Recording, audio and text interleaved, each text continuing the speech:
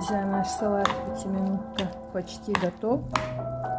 Яйца, фасоль, огурчики. И сейчас добавлю сухарики.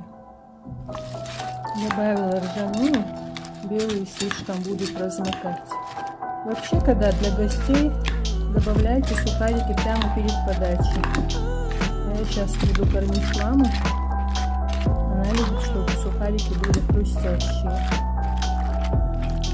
Распаковку сняла, потом быстро уличных котят накормила. Они никуда не хотят уходить.